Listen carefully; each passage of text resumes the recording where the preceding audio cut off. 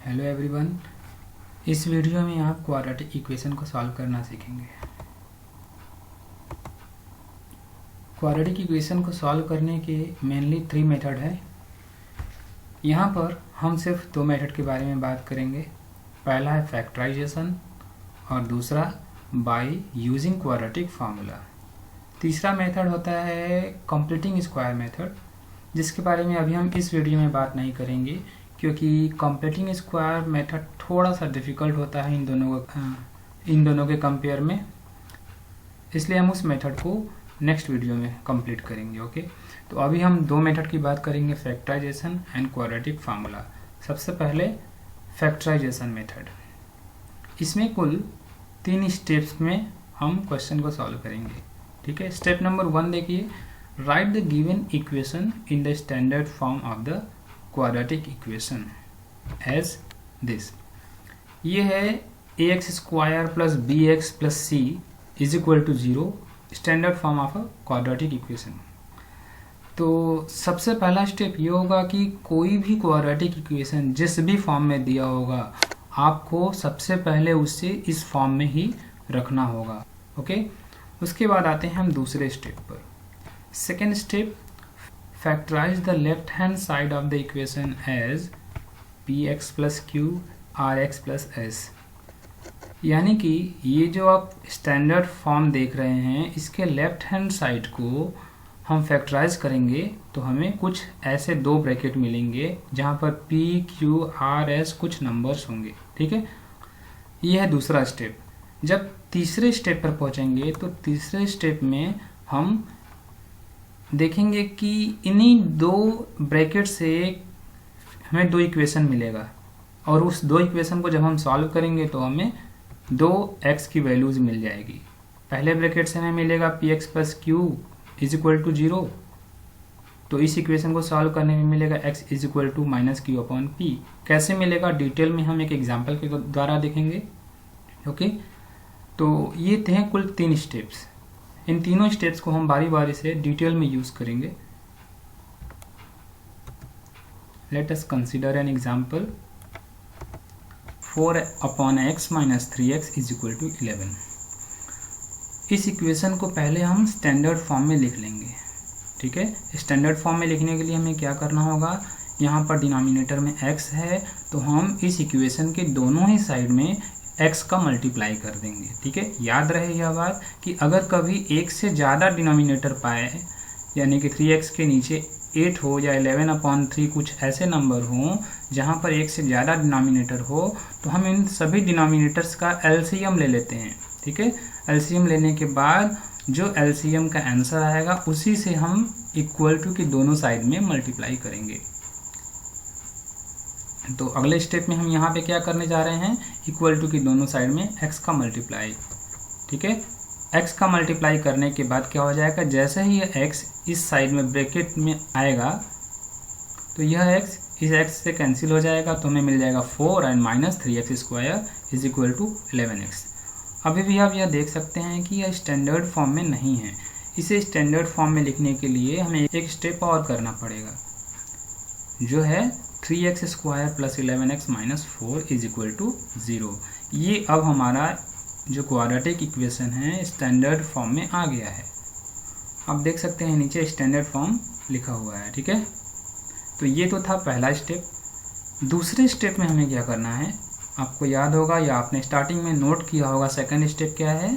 Second step में हम इस स्टैंडर्ड फॉर्म के क्वाड्रेटिक इक्वेशन को फैक्टराइज करके 2 ब्रैकेट निकालते हैं। ठीक है, तो यहाँ पर हमने इस स्टैंडर्ड इक्वेशन को डायरेक्टली फैक्टराइज करके ब्रैकेट्स को लिख दिया है। ठीक है, क्योंकि इसको फैक्टराइज करना मैंने एक वीडियो में बताया है, जिसका लिंक इस वीडियो के डिस्क्रिप्शन में भी है और ऊपर आई बटन पे भी क्लिक कर आप उस वीडियो को देख सकते हैं, जहाँ पर हमने इस क्वाड्रेटिक इक्वेशन को या क्वाड्रेटिक पॉलिनोमियल को फैक्टराइज करना बताया है।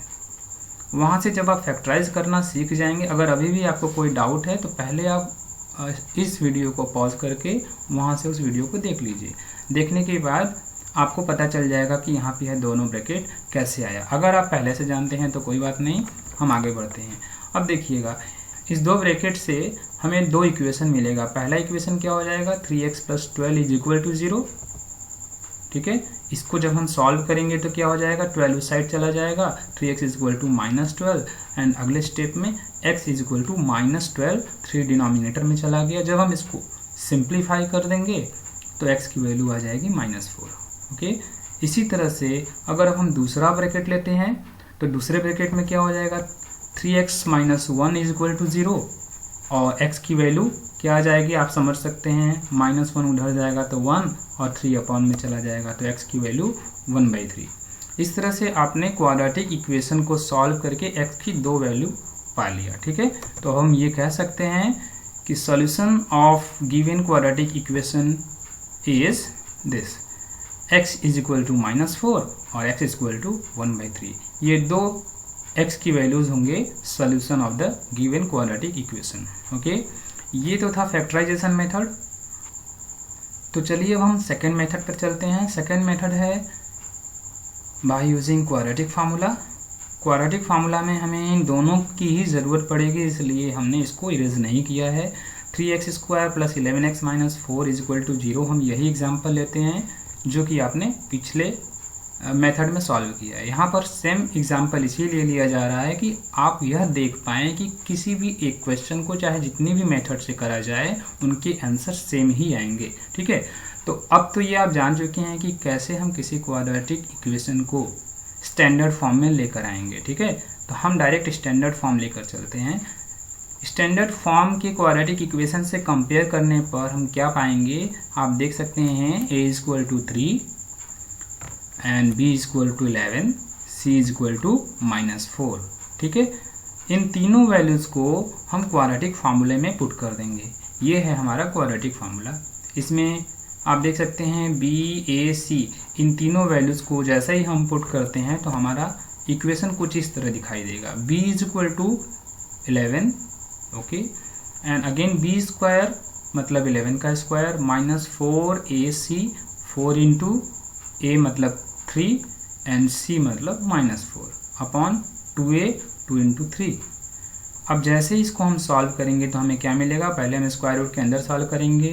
11 का स्क्वायर होता है 121 माइनस 4 3 = 12, 12 4 = 48, ये माइनस माइनस मिलके प्लस का 48 हो जाएगा। देखिए अगले लाइन में 121 + 48 अपॉन 3 2 = 6।